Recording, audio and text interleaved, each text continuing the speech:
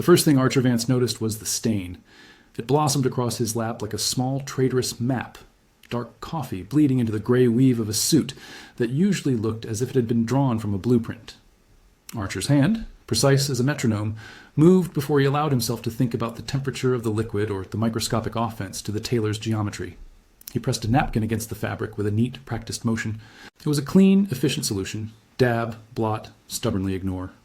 He could count the seconds it took for his pulse to steady. The woman in the elevator did not apologize. She had the kind of hair that seemed to belong to someone who woke up assuming the world would catch her when she stumbled. It curled in places Archer's mother used to call charming, and his financial advisors would have categorized as unpredictable risk. Her eyes were defiant in a soft, exact way, like she expected consequences, and had already decided she preferred them to being polite. In her arms, she clutched 3 paperback books, one of them dog-eared near the middle like it had been opened in the dark and loved back into light. Her name, if he learned it right there and then, was Lily Jones, though the slim imprint on the spine read L.J. Rose. She shuffled as the elevator hit the 3rd floor and the saucer of her to-go cup tipped. Coffee arced, a small brown comet, and landed on Archer's brand. His brand, the nameless immaculate company identity that had always looked immaculate even when it was not. "Watch out," she said, not a plea, not an apology. Her shoes squeaked as she stepped aside. The elevator doors sighed open and the world let them go. Archer stood for one very precise heartbeat longer than was strictly necessary to maintain dignity, then followed her out, as if pulled by a curiosity he had not authorized. He told himself it was a property curiosity. Who writes a book with lines that felt like they were cut with a scalpel around his own senses? A private joke about the geometry of longing. A problem to fix. By the time he reached his office, the stain had dried into something he could no longer apologize away. He burned the memory into a neat file in his mind. The way the coffee darkened his lap, the smell of cinnamon on her breath, a small dog's leash poking out from her bag like a root. He logged the encounter with the same economy he logged quarterly projections. Coffee. Spilled. Author, L.J. Rose. Elevator incident, 3 minutes. Archer Vance built things for a living. He built towers that did not sway, companies that did not wobble, lives arranged like modernist apartments, clean lines, efficient use of space, no unnecessary ornamentation. People who worked for him learned early the law of his calendar and the physics of his temper. Punctuality was not a suggestion. It was a design principle. Behind the public face, interviews with polished quotes about disciplined compassion and strategic growth, was an inner room where small pleasures were shelved and labeled. That room held, among other things, an old oak safe tucked behind a false panel in his walk-in closet. He kept the safe, for numbers managers said were sentimental, and for things he would never explain. A watch his father had given him after the divorce that kept the wrong time to remind him of human error, a stack of neatly folded letters he had never sent, and between them, a slim, somewhat embarrassing secret, a collection of soft, pulpy romance novels, most of them signed with a looping LJ on the inside cover. He'd acquired them anonymously at first, then shamelessly, the way people sometimes steal small comforts from time, late-night shopping carts, quiet deliveries, coded sender names. The books sat in a row like a confession he could lock away. Archer told himself that secrecy was a structural decision. In a world where visibility was currency, privacy was armor. He treated his refuge like a blueprint detail no one noticed. Necessary, private, immutable. He did not need anyone to understand why the prose of someone named L.J. Rose made him breathless in the same way a grand piano would for a connoisseur. He'd learned to maintain distance between life's ledger and the soft rebellions that cost nothing to nobody, until Lily Jones knocked a hole in that wall with a cup. He called Margaret. Margaret had been with him long enough to know how his hands curled when he was about to do something uncharacteristic. "Acquisition paperwork," he said, pronouncing the phrase carefully like a diagnosis. "Lighthouse Publishing. Put it on this afternoon's docket." The assistant clicked through the calendar with the kind of speed Archer appreciated.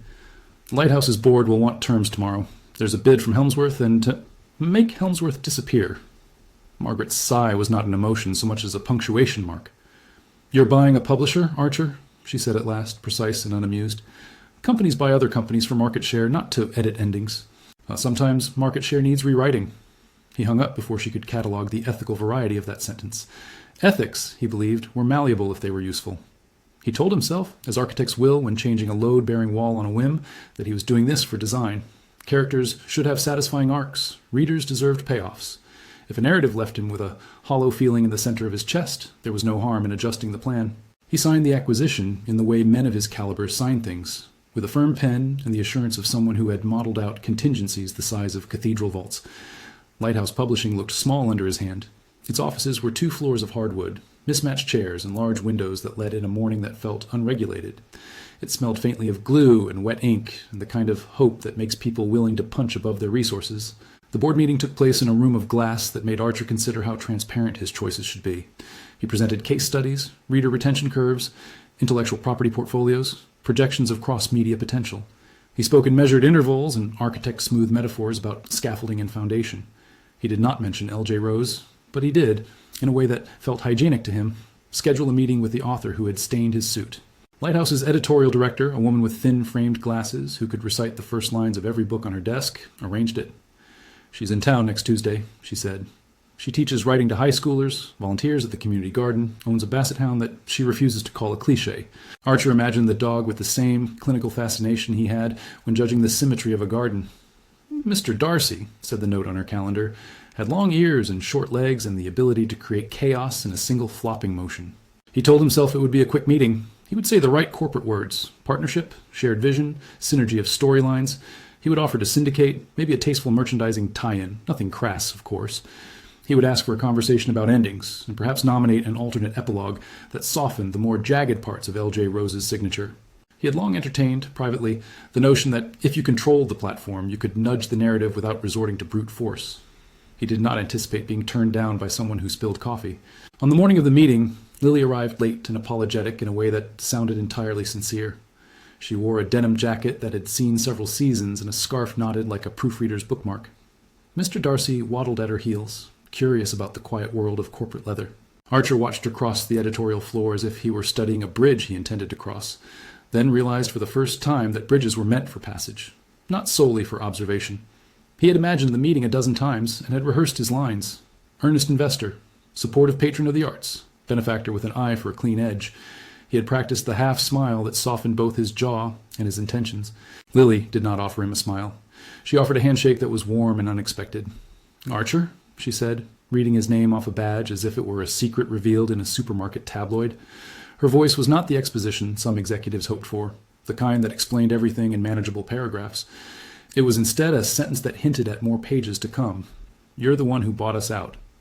"For the right reasons," he said. She laughed, and it was the sound his safe had kept like a small, unnatural light. "I don't want your reasons," she said. "I want my books." They sat at a conference table that had seen better deals than this one. Lily's eyes lingered on the view, on the city, on the traffic like an organism with a pulse. She was not interested in shareholders. She was interested in the bones of a story. "You can't buy an ending," she said calmly. "You can sell it, maybe. You can market it, package it with a tote bag and call it catharsis. But the end of a book is the last honest thing a writer gets to give their reader. It's not yours to color." Archer felt his measured air shift. "Writers sell endings all the time," he said. "Publishers suggest, edits, readers ask for certain comforts. There's a difference between editorial stewardship and—" He faltered, searching for a word that did not make him sound like an embezzler of emotion. "Pressure," Lily supplied. "Interference placed under a velvet glove." She knew the language of markets without having to map the derivative structure of desire. She knew, perhaps, how fragile a reader's trust could be when an author allowed someone else to stage manage the final act. It was an impolite observation, and Archer understood why she offered it with the lightness of someone making an observation about a neighbor's balcony plants, not a threat. He expected her to take the offer under advisement and noise the meeting into something domesticated. Instead, she placed a clean hand on the table and met his eyes in a way that stripped the bathrooms of everything he had rehearsed. "If you bought us to change the ending, you made a mistake," she said. "If you bought us because you love the story, then I'm grateful, and we can talk." Archer wanted to be a man who loved stories for the romance of architecture, for the way plot could be engineered. He did not want to be exposed as the private reader he was. But beneath his suit and the blueprint of his jaw, there was a man who had counted the pages of a story like a liturgist counts psalms. He thought of Daniel and Elena, the fictional couple in Hearts of Asphalt who had lived in the creases of his evenings. He had watched them for years. He had cherished them the way some people cherished a secret map. Daniel's quiet bravery had taught Archer how to feel small and enormous at the same time. He loved the characters, not for their utility, but for the way they filled the rooms he had cordoned off. "You won't change it," Lily said, scanning his face as if measuring the temperature of a stone. "And if you try to buy a new ending, I'll refuse. I'll take my work elsewhere. I'll pull the book. I will not—" She paused. "I will not become a product." He considered several responses that would have been elegant and controlling. He could have quoted market research, the psychology of reader satisfaction, the ethics of stewardship. Instead, he found himself saying something smaller and truer. "I don't want to buy your book to erase its edge," he said. "I want to ask you a question about why you end things the way you do." She tilted her head. "And if I say I have my reasons?" "Then ask me to experience them," he replied, before he could prune the sentence. In his head, he saw the safe in his closet, all those paperback spines in neat rebellion. He could not articulate the exact gravity of why the endings mattered, not in corporate terms. "Spend a week living without the scaffolding I consider sacred," he said suddenly, surprising both of them, including the version of himself that kept his impulses in order. "No devices, no schedule. One surprise you choose per day." "I'll follow." Her eyebrows rose, which was the smallest triumph of his life in that moment. She was not amused because he was rich. She was amused because he had transformed a corporate chess piece into an invitation he could not have predicted. "You mean like a detox?" she asked, searching for the closest civilian label. "A mortal week," he said. "A week outside my contingency plans." "It's a society," she said. "It's an experiment you can't exit by buying a new chair." Archer almost laughed at that, then remembered the safe and the way it began to feel like a room he had built to hollow himself out. "You'd be sleeping under my roof." She considered the idea, and for a beat, the room waited, the kind of silence that is not empty but expectant. "No," she said finally. "You'll come to my house? No security detail, no staff. And if you cheat, if you sneak a device or double book a meeting, then we're done, and I'll publish what I want." He wanted, and this was the truth of him, to control the outcome. He wanted to see Daniel hold Elena's hand and not run from the possibility of failure. But what he wanted most, slightly terrifyingly, was to see whether an honest attempt at surrender would feel like an erosion or like liberation. He liked the word surrender in theory and disliked it in practice. It sat in his mouth like an unsanctioned spice. "How do we prove it?" he asked. "Names," Lily said. "A binder of rules. Your word." He gave it because offers were currency and because the safe had become a stone in his pocket. He signed with the same care with which he signed contracts. His full name, a clean line, a signature that suggested reservations he would not articulate in board minutes. They shook hands. The basset hound chewed on an invisible plot line. Margaret, who had hovered silently at the edge of the meeting out of loyalty and duty, looked like she had swallowed a lemon. "Are you sure about this?" she asked him later in the elevator, her words the even tone of someone cataloging consequences. "Yes," he said, "for reasons that sound a little like personal interest. And for the record," she said, eyebrows knitting, "we are the ones who finish sentences here, not the ones who start them by buying the punctuation." He smiled then, because there was a brittle humor to be found in being predictable to one's staff. He did not yet know how expensive that week would be. He imagined loss only as a potential in the positive sense, of losing hours to small joys, but he also knew the architecture of his life well enough to guess the cost. 1 week offline was a fissure in the foundation, a chance for the current to change direction. In the days before he left his controlled life, Archer went to the safe and rearranged his books. He checked the combination as if the code were a litany. The safe's metal exhaled the same calm he sought to exhale to the world. Inside, the spines caught the morning like petals. He took out one book quietly and held it like contraband. Daniel and Elena stared back at him from the cracked paper. There were sentences he had underlined in pencil, scenes where he had felt his chest unclench. He traced the margins with a finger the way a concertgoer traces the rim of a ticket. Those underlines were not roadmaps, they were fingerprints. He believed that a story allowed someone to live inside someone else's choices without paying the real-world price. Yet he had bent his life to those pages. He had scheduled his grief into tidy blocks and written metrics for his solitude. If the ending disappointed him, he felt not cheated but hollowed. Archer told himself he would enter Lily's experiment as an anthropologist, observational, detached, armed with hypotheses and a journal. He left detailed notes for Margaret about contingency plans, and delegated authority in a way that suggested trust, but was, in truth, a final catalog. He also arranged for a public statement template just in case of predictable market reactions. He was not naive enough to think his week in the world of unplanned intimacy would be invisible. On his last night before departure, he sat on the edge of his bed with his things packed into a small carry-on that felt humorously insufficient.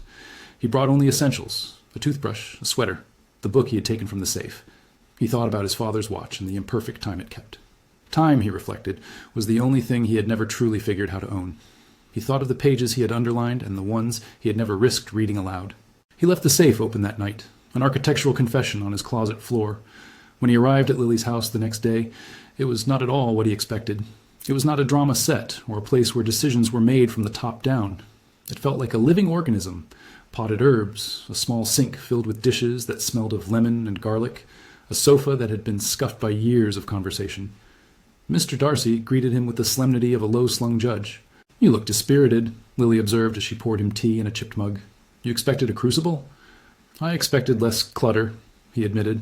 She laughed in a small, unguarded way. "Clutter is the honest architecture. It's where people keep things that matter. Spend a week in it, and you'll learn how live wires are connected." He imagined his inbox like a jungle that would survive with or without him. He thought of his senior leadership team and the way they could keep a building from falling by producing meaning in market-friendly formats. He also thought of the underlined sentences in his book and the way they had asked something of him that was not calculable. The week began with small indignities and peculiar freedoms. There were alarms that did not exist because he had not set them. He wandered through mornings without a schedule and felt oddly intoxicated at being unruled. He watched Lily move through the day like someone who had not been measured against an efficiency score. She cooked with improvisational bravery and left post-it notes where she thought they might be useful. He found himself reading sections of Hearts of Asphalt aloud in voices he never admitted to. On the third day, while Lily taught a class of teenagers how to sketch the skeleton of a story, Archer sat in the back and watched. There was a kid who wrote in sharp, narrow loops, a kid who crossed out whole paragraphs and started again with the kind of resilience Archer admired but rarely practiced. A girl in the front row read one of his favorite lines and burst into tears. Just a small human thing that would never make the morning broadcast of any channel. He felt a lift inside him, not because of any marketable metric, but because the people in the room were alive in a way that spreadsheets never could be. He realized, in an electric instant, that the metrics he had been using to measure his life had been substituting for actual contact. He was, unavoidably and without permission, softened. Margaret, back in the city, kept him informed in the way that kept catastrophe from being sudden. She sent notes in a clinical cadence. "Investor call scheduled for Thursday. Helmsworth making noise. Rumors about acquisition intentions leaking." He systematically ignored the messages the way a person on the verge of an epiphany might ignore the municipal siren. What he could not ignore, however, was the moment he walked into a small neighborhood bookstore to buy a pen and found himself recognized. A woman who worked the register smiled at him and said with a frankness that embarrassed him, "Thanks for saving our little publisher." Archer blinked, disarmed by the simple gratitude of someone who thought of a company as a community, not a portfolio. He wanted to tell the woman that he had bought Lighthouse for personal reasons unrelated to civic benevolence, but the phrase died in his throat like a cigarette stub. He purchased a pen and left with a quiet, almost comic sense that he had done the right thing for an entirely selfish reason. By the middle of the week, the experiment had changed him more than he had predicted. He slept in late once and realized he liked the act of watching sunlight spill over the pages of a dog-eared book. He lost a slice of pizza to Mr. Darcy and forgave himself mid-bite. He rang up memories of his parents in flashes and recognized that his father had loved him in ways measured by punctuality, and that his mother had loved him in ways measured by the breathless, chaotic warmth of someone who felt too much. And then, on a rain-heavy Thursday evening, Margaret's message arrived with a subject line that felt too clinical for the implications. "Leak internal memo." Archer read it in the dim light of Lily's kitchen, his tea cooling in his hands, and felt a particular kind of vertigo, one that started in the feet and moved like an earthquake up the spine. The memo was an internal doc from Lighthouse's old management, one he had never seen in his own inbox until someone was careless enough to forward it to the public. It included a note of the acquisition strategy, mentions of the author's known sensitivities, and a bland, corporate-sounding bullet point that read, "Consider editorial direction for marketability." If the memo was mishandled, it could be interpreted as an intent to influence creative content. Social media was, as he had always known, a kind of firefly, small sparks that could become conflagrations if given enough oxygen. The leak had already found its way onto a forum beloved by devout readers. It had been screen-captured, threaded, and given a hashtag before the kettle was cold. The message accompanying the image was short and moral, "Owner bought to change ending." This was one of the things Archer had thought about in terms of probability, abstract as a model. He had not considered the wave, how outrage, suspicion, and moral certitude would combine in a way that moved not like a spreadsheet, but like a tidal body. He had modeled financial noise, but not ethical outrage, the way a city models a storm. Margaret's messages increased in tempo. "We are seeing upticks on social channels," she wrote. "Analysts are pinging. PR has prepared a holding statement." He glanced at Lily, who was kneading dough for a homemade loaf and humming something that could have been a song or a prayer. She looked up at him. "Is everything okay?" she asked. He felt the urge to protect her, to shield the domestic from the fiscal, but secrecy had been the architecture that got him here. Locked safes, closed boardrooms, policies died in careful tones. He could not think in terms of clean compartments anymore. "I'm going to have to call my office," he said. "No devices," she reminded him gently. "You remember." He laughed because he loved the way she said it, and because he understood that rules were not necessarily traps. They were, sometimes, the only honest way to find out who you were when the sounds of markets dropped away. Archer picked up a pen and wrote a single line. "Board will call tonight." He left the note on the counter like a flag. He could not stay away from the world of numbers and names. He felt himself pulled back by a rope he had tied to himself in a practical attempt to map consequences. He imagined investors, market positions, the predictable volatility of a company in transition. He imagined what a headline might do to the way the world saw a man who cherished soft books.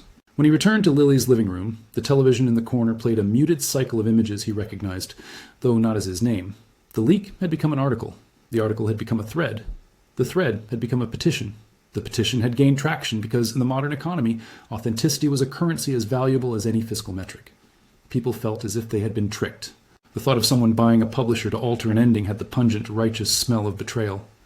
He sat down slowly on the sofa. Lily watched him for a long moment, eyes bright in a way that was not accusation but concern.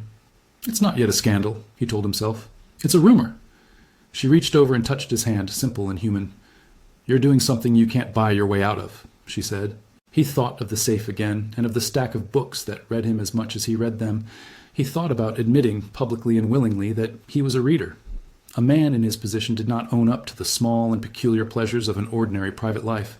It was easier to be incomprehensible, to occupy the bleached high ground of a person who arranged other people's narratives. The first eddies of public scrutiny are soft. They are stretch marks in a fabric. He knew them and respected them.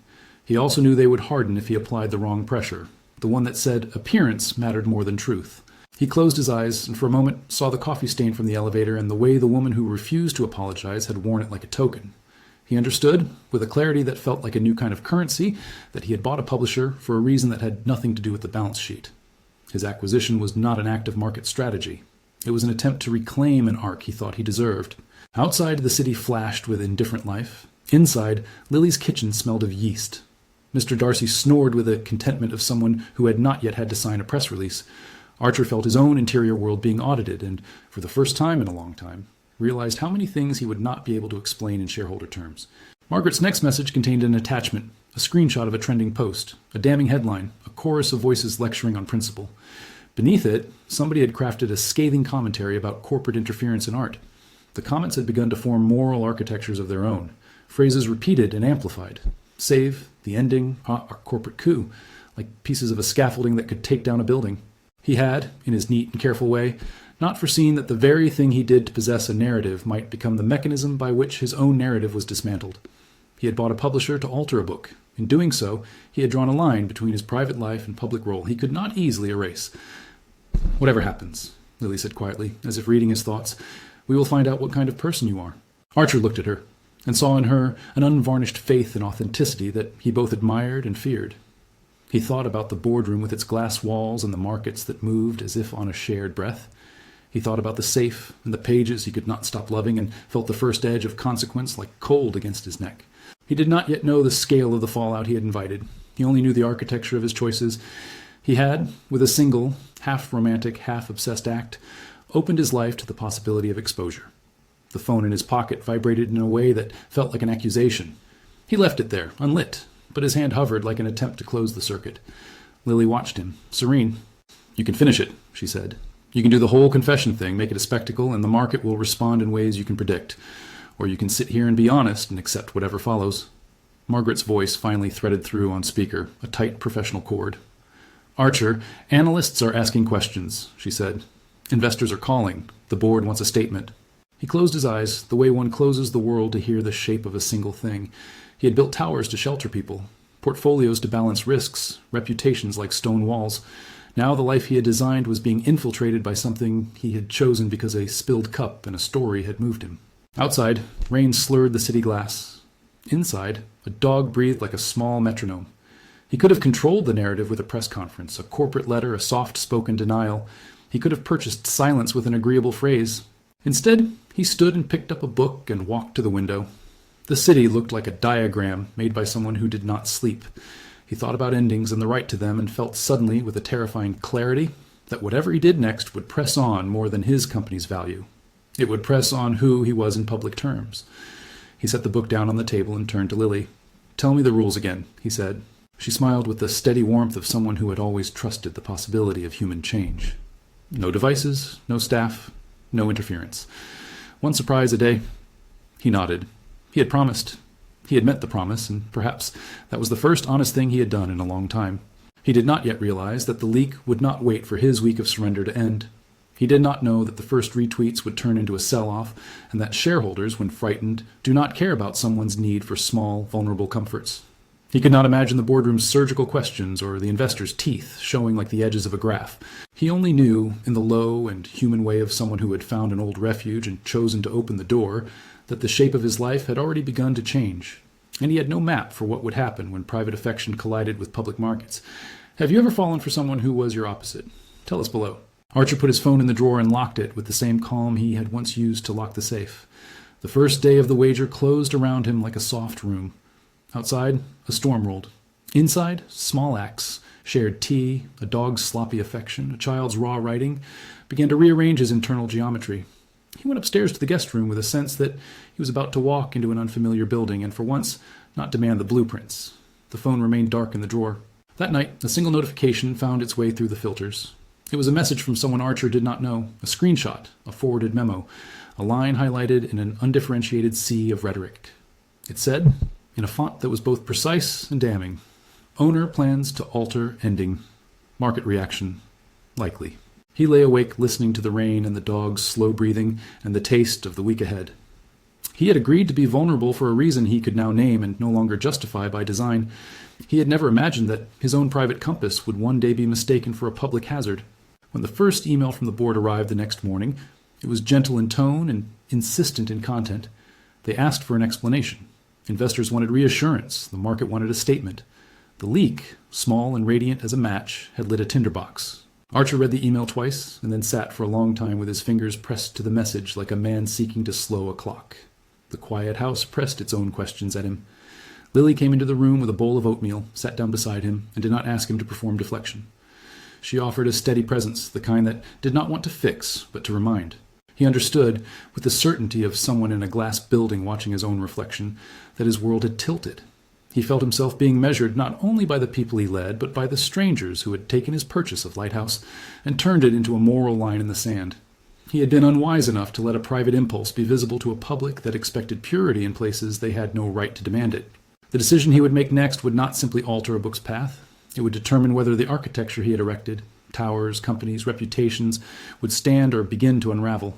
He could attempt to control the optics, to produce a narrative that calmed markets, or he could let the truth land and face the consequences.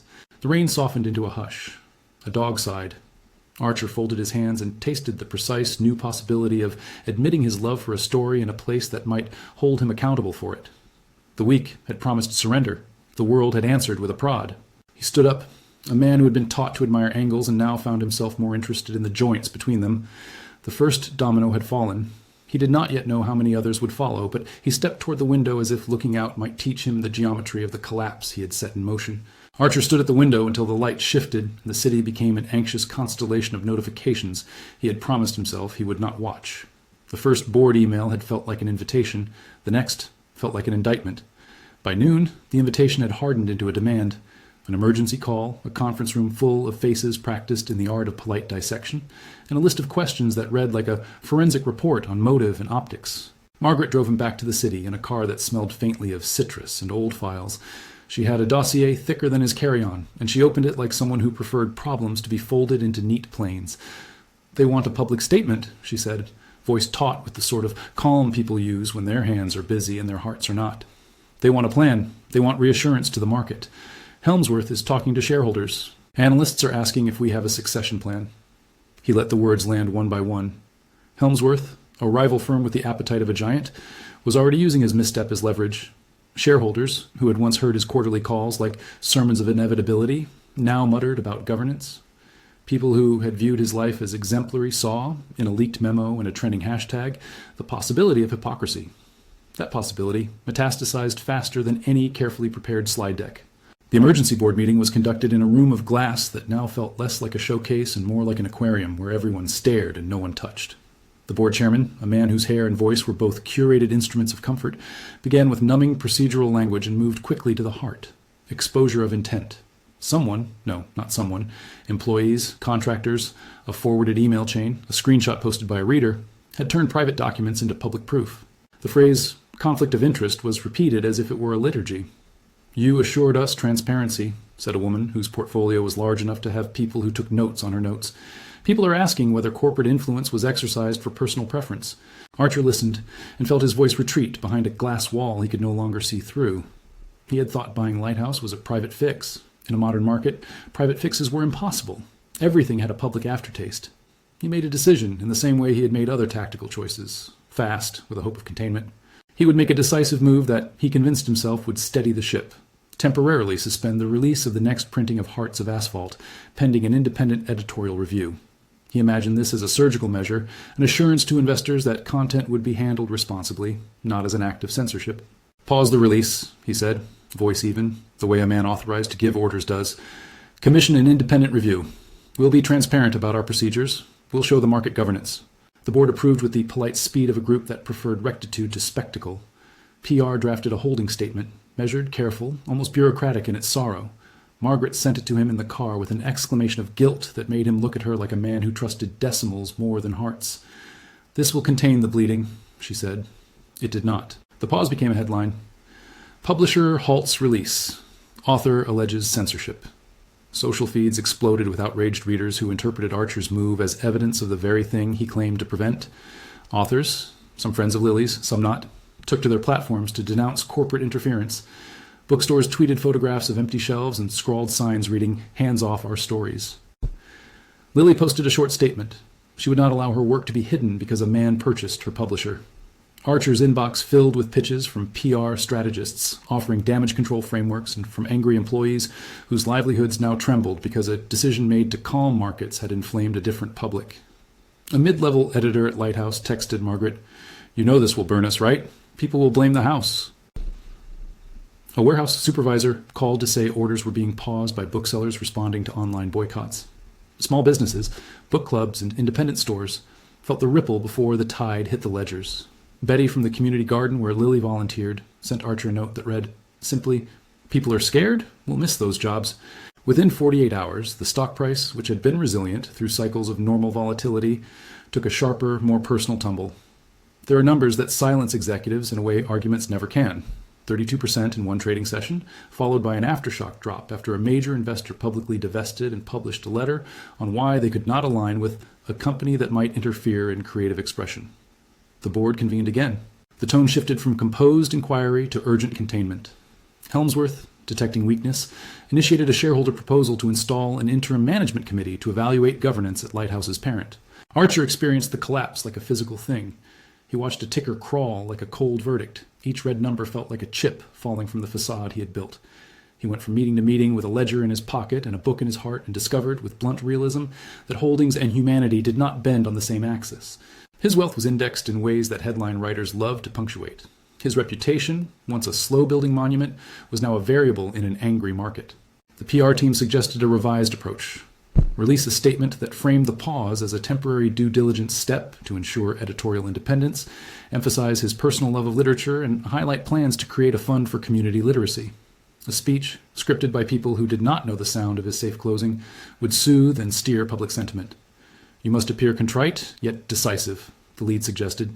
"You must convey that you respect art while protecting shareholders." Archer listened, and in his chest something folded into a smaller, more honest shape. He realized the contours of what he could do and the shape of what he had already done. To publicly reposition the pause as due diligence felt performative, as if he were trying to translate a confession into a corporate memo. He had to choose between two types of management, the management of markets and the management of truth. He chose, briefly and foolishly, the former. The company released the statement. The market took it as evidence of damage control rather than accountability. The media narrative hardened. Billionaire buys publisher, halts author's book, censors art. Readers respond with fury, investors panic. Lily's name, which had been a private echo in his safe, now trended alongside his. She tweeted, "A story should belong to its writer and its readers, not to balance sheets."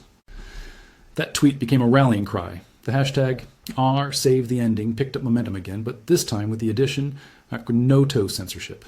As the public pulse quickened, so did the internal fracture.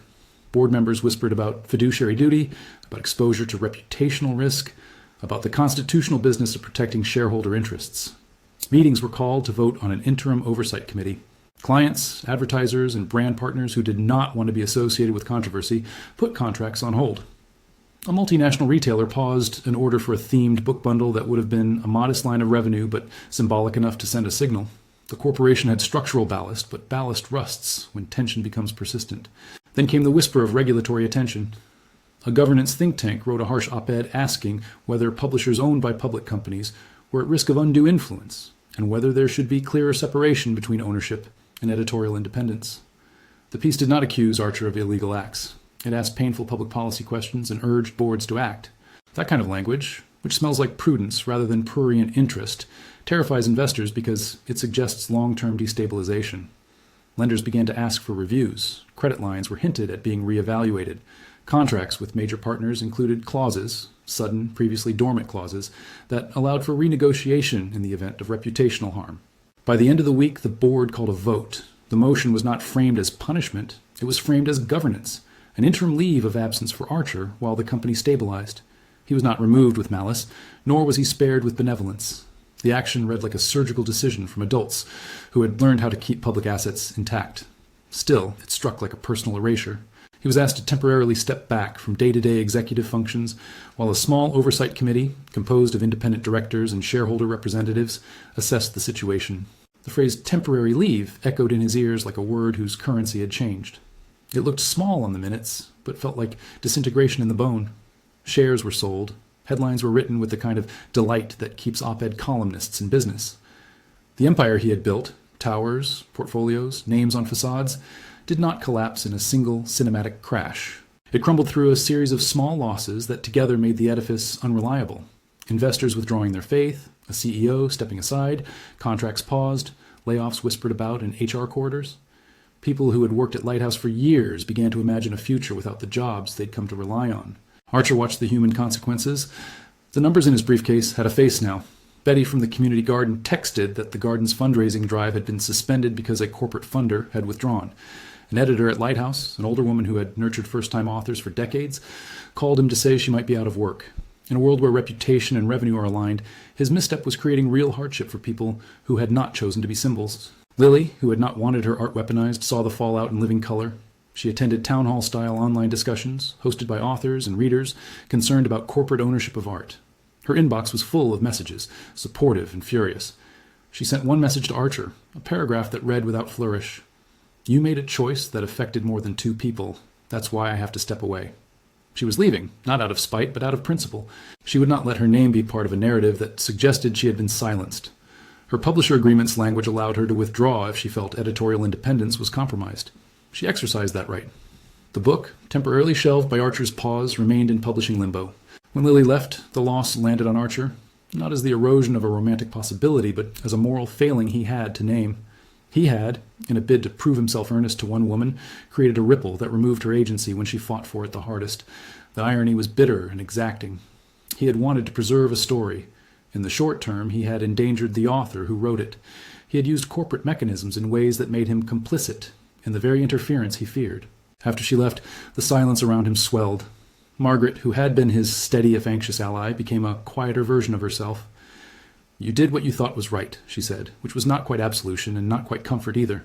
Friends called, and their voices were small because people who had stood beside him at birthdays and boardrooms felt under strain too.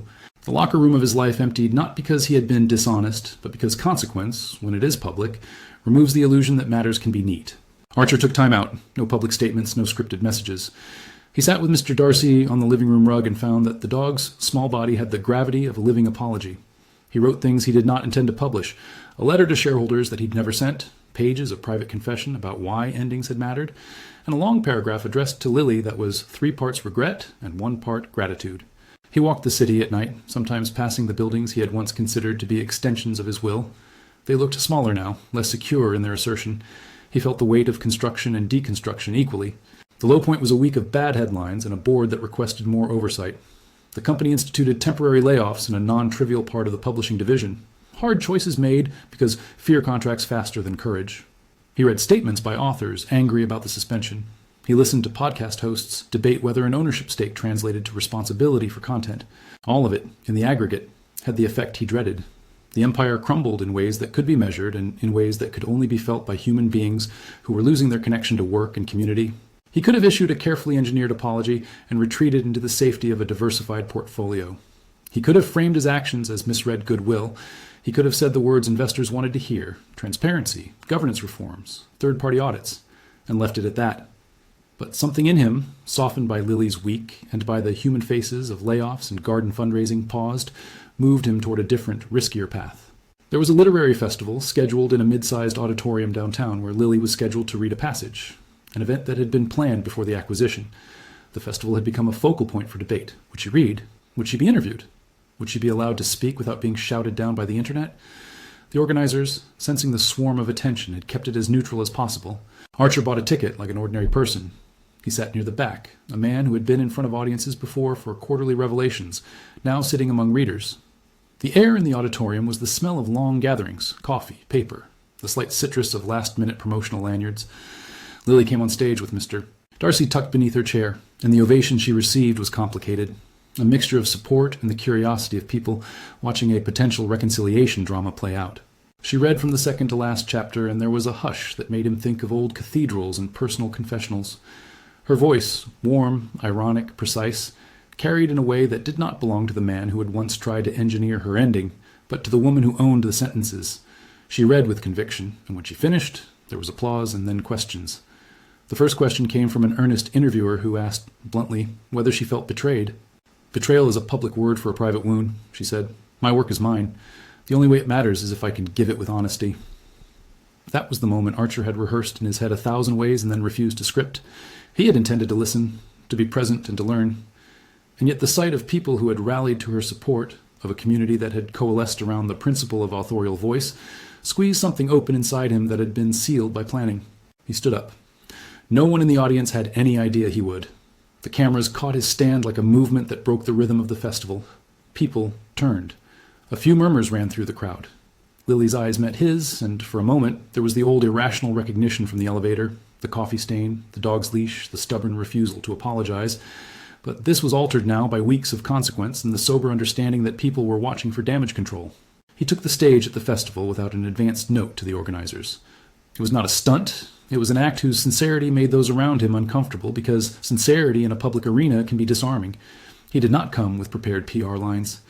He came with a single thin notebook, the one where he had been writing the pages of an honest ending for Daniel and Elena, and he spoke in a voice that had been softened by consequence. "I did something foolish," he said. "I thought I could fix a private grief with a public purchase. I thought if I could control a fictional ending, I could control something within me that I had been too afraid to change. I was wrong." He did not frame his words as a legal disclaimer. He did not attempt to mollify outcomes. He owned them. The auditorium hummed with the kind of silence that is part curiosity and part moral reckoning. Cameras rolled. The tweet alerts began to pop again. But the act was not about optics. It was, in the rawest sense, about accepting the consequences he had helped create. "And I am sorry," he continued. "To the authors, to the readers, to the people whose jobs were affected, to the colleagues who trusted me. I made choices that mattered beyond my private life. I will accept whatever accountability the company or community asks of me. I will step back and make room for governance, but..." He opened the notebook. "I also wrote an ending, not because I wanted to coerce a writer, but because Daniel and Elena mean something to me. They taught me how to feel. I don't want to change an author's right to tell their story. I want to share what I feel so that it is visible and honest, and you can judge it for what it is, the confession of a man who is learning." He read aloud a few pages he had written. Simple sentences, vulnerable, lacking pretense. They were not a polished, market-smoothing epilogue. They were awkward and earnest, the product of a man who had learned the textures of humility. He read until his throat ached and then stopped, closing the book as if the act of reading it aloud had been a way of laying something on the table. He did not ask for forgiveness. He did not ask for votes. He asked only that his honesty be considered. People in the audience reacted with the complex mixture of emotions humans are built to have. Some murmured, some applauded, some stayed still as if weighing the sound. Lily did not look pleased. She looked measured. After the reading, she stood and walked to him on stage with the dog on a leash and the patience of someone who had decided she would face consequences rather than be swept by them. "Thank you for being honest," she said, and the words were small and true. "But honesty doesn't undo interference. It helps. It opens a possibility that we both..." She paused. "We both need to be clear about. They talked in front of an audience that had expected drama and instead witnessed something less tidy, but perhaps more consequential. Two people negotiating truth. She insisted on preserving her autonomy. She insisted on an independent editorial board for Lighthouse that would include authors, editors, and reader representatives. He accepted the demand not as a corporate concession, but as part of a penance he was willing to do. She would return to the publishing house only when structural changes guaranteed authorial independence. Until then, she would publish elsewhere if she chose. The decision was hers alone. The public reaction shifted, not dramatically, not overnight, but subtly.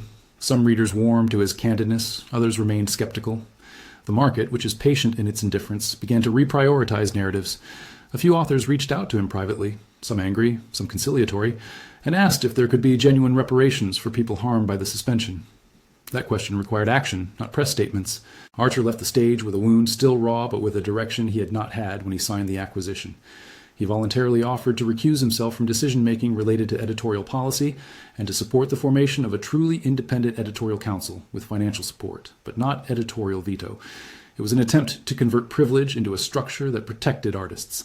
He would fund legal consultancy, provide seed capital for an author's emergency fund, and back literacy programs in communities impacted by job cuts. The gesture did not erase the damage, but it began to create infrastructure meant to prevent similar dysfunction in the future. The board reacted the way boards do and offered not only contrition, but concrete plans.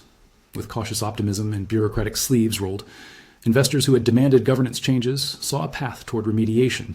Helmsworth lessened its public campaign as structural changes were set in motion. The market responded with a modest recalibration, no miraculous recovery, but a slow, halting stabilization. The company did not regain its former position by force of personality. It stabilized because systems were altered, because accountability was made visible, and because the story arc had shifted from unilateral command to a rebuilt model that valued voices beyond capital. That did not mean the empire was intact. The company's valuation had been damaged significantly. Some divisions were spun off, contracts lost, and the flagship imprint would take years to repair its goodwill. Layoffs had already made Holmes nervous. Lenders reassessed terms. Archer's place was diminished in public view. He no longer had the same capacity to wave a pen and make a building stable. In financial terms, the empire had crumbled. In practical terms, the company lived on, bruised but breathing. Archer accepted the fallout as part of his growth. He stepped down from day-to-day executive duties and dedicated himself to rebuilding trust in tangible ways, visiting bookstores impacted by the boycott, funding the employee emergency fund, sitting anonymously in community meetings. He worked with Lily, once she had agreed to a framework that protected her autonomy, on ways to ensure that authorial voice could survive corporate ownership. She did not come back as a sign of capitulation. She agreed to participate because the new guard included independent editorial oversight she trusted. Their working relationship remained cautious and principled. The months that followed were granular and unheroic. They were dominated by paperwork, by small mediated victories, by awkward dinners with employees whose livelihoods had been endangered. Archer helped publish a white paper on corporate governance and publishing that read less like an executive manifesto and more like a handbook for humility. He funded a fellowship for first-time authors from underrepresented communities and opened a small foundation to support independent bookstores. None of this restored his previous standing. It did, however, create new structures that bore the imprint of lessons learned the hard way. He and Lily did not fall into immediate romance. The arc between them would not be neat. It would be earned in the long work of trust building. They met often in the months after the scandal in neutral spaces, coffee shops with no branding, community gardens with tools leaning against a shed, tiny bookstores that smelled like glue and hope. Their conversations shifted from argument to collaboration. How to protect voices, how to rebuild a company without crushing autonomy, how to create an author's fund that would survive changes in leadership. Margaret remained with him through the most fractious of days, her loyalty a complex weave of personal affection and professional calculus. She negotiated severance packages for some staffers and found new roles for others where she could. Her pragmatism and care helped mollify the human damage that numbers could not capture. Betty and Oswaldo, neighbors of Lily and volunteers at the community garden, played roles too. Betty organized a community fundraiser for displaced employees. Oswaldo found a way to host a series of readings where authors who were nervous about corporate platforms could read freely and be compensated by a community purse funded in part by Archer's foundation. Slowly, the company's narrative shifted from scandal to reconstruction. The Independent Editorial Council convened and published its charter. The books were released with clear signals of editorial independence. The public conversation, never entirely quiet, moved from outrage to consideration of the structures that often let such interference happen in the first place. Archer's financial reality was also altered. He had lost a portion of his wealth through divestments and the erosion of the parent company's valuation. The word billionaire remained attached to him in some articles, but the substance of his empire, its smooth confidence, was gone. He had fewer assets under management, and more importantly, fewer illusions about what ownership entailed. The collapse had been felt in precise ways: smaller donations from other patrons, conversations about whether his name should be removed from certain philanthropic boards, and the daily, humbling work of rebuilding trust with people who had been harmed. The romance that the internet had hoped to script for them did not begin in a fireworks display. It traced a careful curve: small kindnesses, shadowed apologies, shared labor for causes that mattered to both. They co-taught a writing workshop for adults who had left careers and wanted to try again, and in the Thursday evening light of a community room, they both laughed at errors and cheered at sentences that took wing. Mr. Darcy sat in the corner as if witnessing the scene with interest and a private skepticism. A year after the leak, Lighthouse restructured. The company's imprint board included author representatives and an independent chair. Some assets were sold. The imprint itself, smaller and more principled, began attracting authors who wanted the added safeguard of a participatory governance model. The commercial scale of the empire had been reduced. The heart of it, publishing books and supporting readers, remained. The trade-off was visible: less reach, more integrity. Archer kept a smaller role in the new landscape. He invested in a cooperative wing within the publishing house that offered fairer contracts and a modest profit-sharing model for authors. He funded outreach programs for librarians and independent stores. His public life was less grand or newsworthy, but it was steadier. He had moved from a posture of control to one of stewardship. It was not a triumphant return so much as a sustained attempt to make things right. Lily, who had guarded her voice like a person keeps a light in a window for a traveler, negotiated her return on terms that preserved her authority and empowered others. She published a new novel with a different publisher in the interim that explored themes of autonomy and community. When Hearts of Asphalt returned to print, under an editorial charter that ensured authorial independence, she released it to a quieter world that had learned, in a small but real way, the cost of interference. Their relationship matured in the space between public apology and private repair. They kissed for the first time in a storefront bookstore after a reading, where older readers came to speak about how books had changed their lives. It was not a cinematic swoon so much as two people closing a small, necessary circle. Their romance was not a cure-all. It was a mutual tether that reminded each of them of the work they still had to do.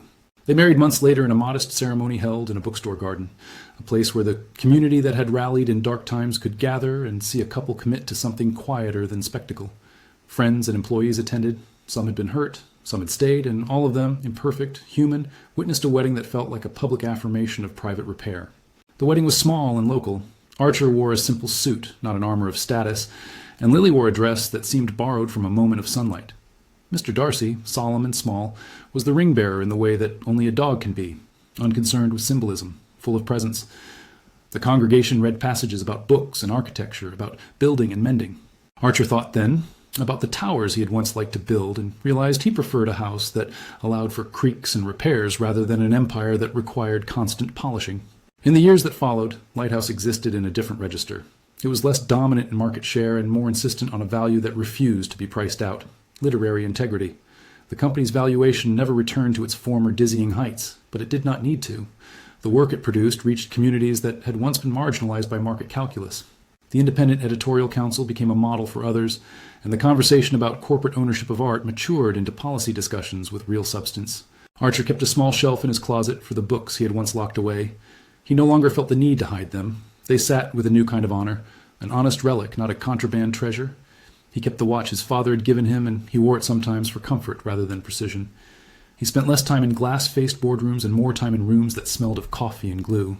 One quiet evening, months after the wedding, Archer and Lily sat in the garden of the little bookstore, Mr. Darcy alternating naps between their feet. They had been arguing gently about whether the next community initiative should focus on school libraries or adult literacy before laughter dissolved the argument. Archer looked at the woman who had, with a spilled cup and a refusal to apologize, reshaped his life. "You were right," he said, which was a small sentence and a big one. "You were right about endings." She smiled, not triumphantly, but in the steady way of people who had survived misreadings. "Endings belong to the ones who write them," she said, "but sometimes you get to share what you learn from them." He opened one of the pages he had once read aloud, an honest ending he had written not to overwrite her voice, but to testify to his transformation. They read the few paragraphs together, and the words landed softer than they had the first time he spoke them in public. They had become, in a small way, the architecture of mutual repair. The empire had crumbled. The towers were no longer monuments to an unassailable will. They remained as buildings on a skyline, some repurposed, some reassigned, and their builder walked differently now, less sure-footed in his assumptions, more attentive to the weight his decisions carried. He had lost market dominance and gained something he had not known he wanted, the messy, demanding work of repair. The story did not end in a tidy ledger. There were still repayments to negotiate, still critics to answer, still mornings where the inbox flashed and the old reflex to control tugged at his hands. But there were also long evenings spent in community rooms, volunteer nights, sorting donated books, and the quiet joy of watching a child fall in love with a sentence. Those things, in the end, felt more durable than any headline. Archer sometimes thought of the elevator and the coffee stain and how small acts could break the most precise plans. He thought of how a private refuge, pages kept safe behind a lock, had spilled into the public and how that spill taught him about limits and responsibilities. He had built an empire and watched it crumble in public. He had watched the scaffolding of his life contain people who depended on him. He had learned that owning something does not confer the right to alter its heart. On the last page of his notebook, a page he kept for the awkward sentences that made him human, he wrote, "Not an ending, a new chapter." Which character did you connect with most? Archer, Lily, or Mr. Darcy? Tell us why. If this story left you thinking about how power and art should coexist, like the video and subscribe for more stories that ask the same questions with a human face.